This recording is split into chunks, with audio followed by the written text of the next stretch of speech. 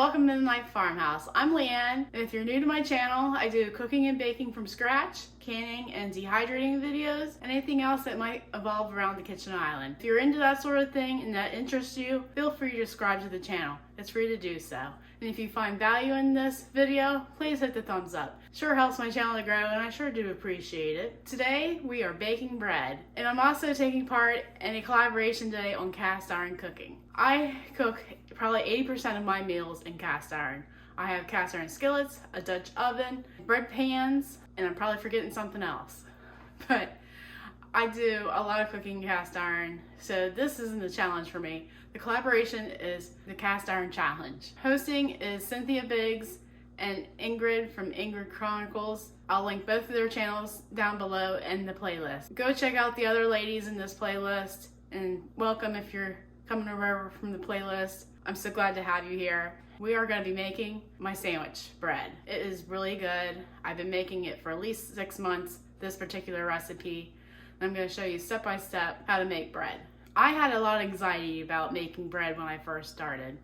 I didn't understand how to weigh your flour, or how much is too much flour, and why was weighing it important, what types of ingredients you need. Some recipes call for scalding milk, some recipes call for milk powder, and I just wanted to find one recipe that I could use. So I think in my journey, I am confident to be able to show somebody that's scared to death to make bread, how to make bread. Let's get started, shall we? You'll need 3/4 of a cup of warm water between the temperature of 100 to 110 degrees. And the quickest way to know that's the right temperature is if you hold your finger in there for more than 10 seconds without pulling it out. That means it's warm enough and not too hot. 1/2 cup of milk. It can come straight from the refrigerator. I've had no problem using it that way. 2 1/4 teaspoons of dry active yeast. I store my yeast in the freezer in a canning jar and use it straight out of the freezer without a problem. 1 1/2 teaspoons of salt, 1 tablespoon of sugar, 3 tablespoons of softened butter, and 3 cups of bread flour. In the bowl, you want to add your water, then your yeast, and your sugar and milk. And you don't have to wait for it to proof. Then you want to add your flour, and you always want to add your salt last, because the salt can kill your yeast if it's put with it directly. Now I just use my dough hook to mix it together before I put it on the mixer. I think it's faster in my crazy little world. If you do this, let me know. You turn on your KitchenAid. The first click is stir, then the second click is 2. And you never want to put it past 2 because that can void your warranty. The dough hook is not meant for high speeds. And then this is where you add your butter and get it incorporated. It might take 2 or 3 minutes, so don't fret, my friends. It will come together. Now you just look at this dough and it's just a hot mess, right? And I have to, in my little world, get all the flour incorporated by scraping it into the bottom of the bowl.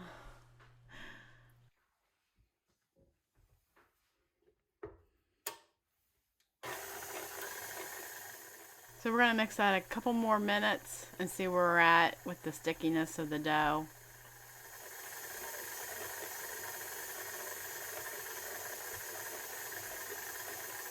Now I've let this mix maybe 2 minutes, and so you can still see it's a little tacky and it's not holding its shape like I wanted to before I start counting it to pull away from the sides to knead.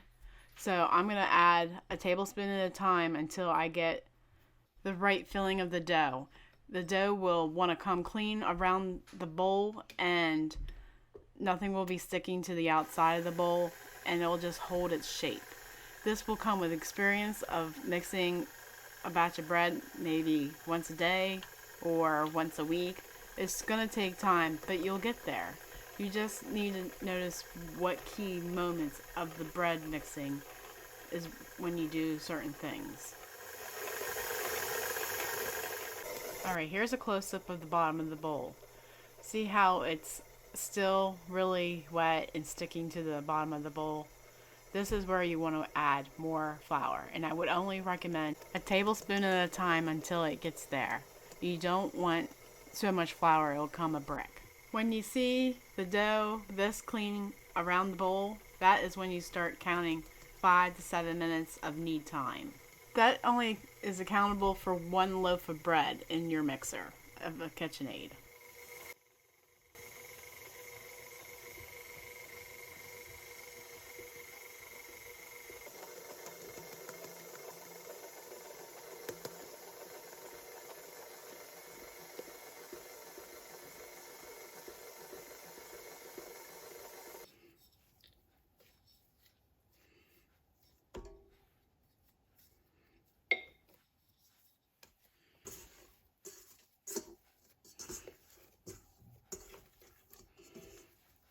Alright, you want to shape it into a ball by just tucking it in on itself. A test you can do to know if it's kneaded enough is just to press on it and it slightly come up, but not the whole way back. And it's ready for its first stage of proofing. Now you can never over knead it by hand. So I'm just going to knead it a couple times to get it shaped into a ball. And I want to show you here how easy it is to push the dough forward.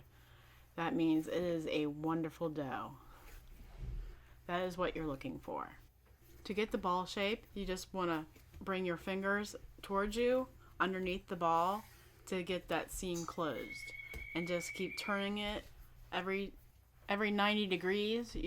Then you want to grease your bowl. Then tuck your buddy into his bed. Then grease the top so he doesn't dry out.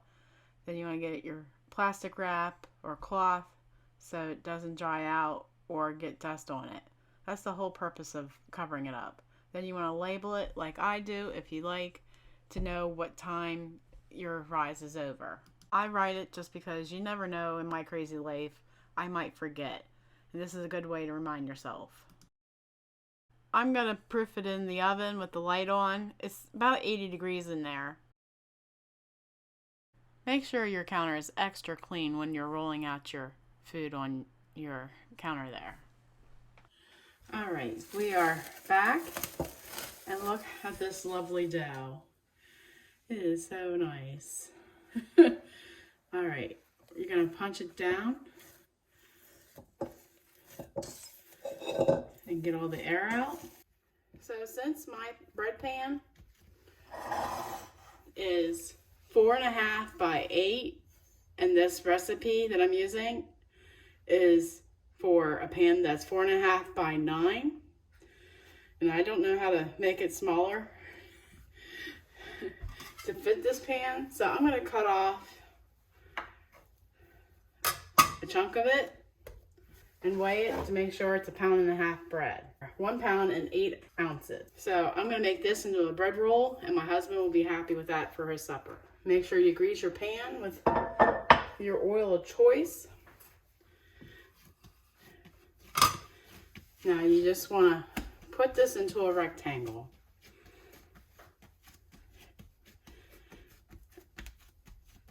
You can put flour down. Just remember, the more flour you put down, the heavier your dough is going to be.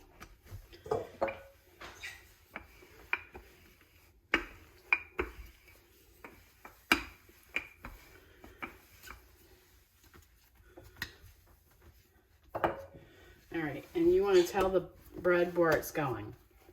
Not get frustrated and don't know how to handle it. It takes practice.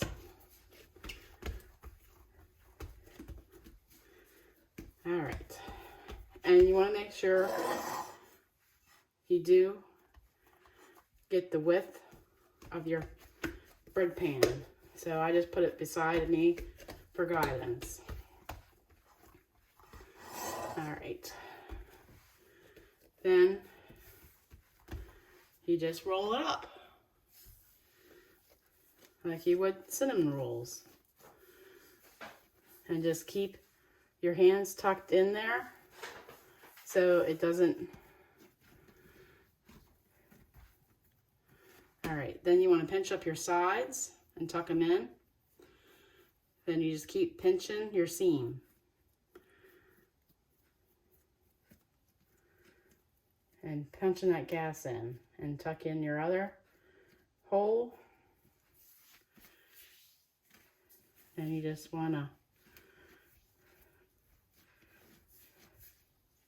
roll your seam on itself. All right. Then you want to bring your bread pan in.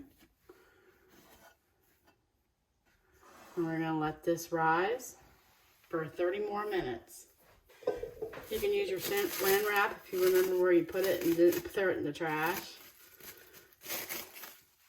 You just want to make sure no dust particles get on top of it, or pet hair, or anything that might be nasty. All right, we'll be back in a half hour.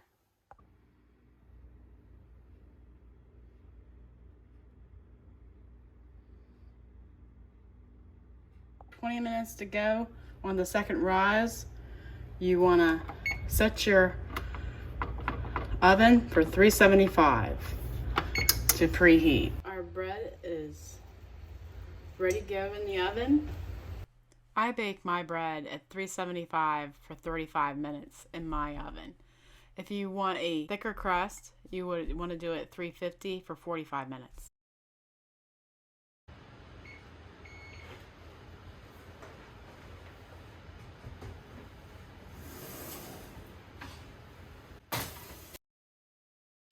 Now, if you like buttercrust bread, you can just run your stick of butter over the top.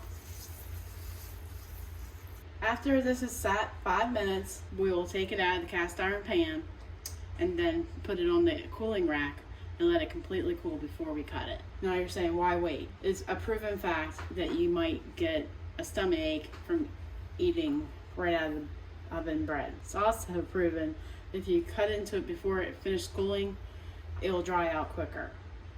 So if you have a big family and this will be eaten in one meal, go right ahead. But for the two of us, this might be 3 or 4 days worth of bread. And so that's why I let my bread cool completely before I cut it. And our roll is out of the oven, and it could probably be used for a sandwich itself, because it's that big for my husband. The moment you've been waiting for, the crumb. Isn't she beauty?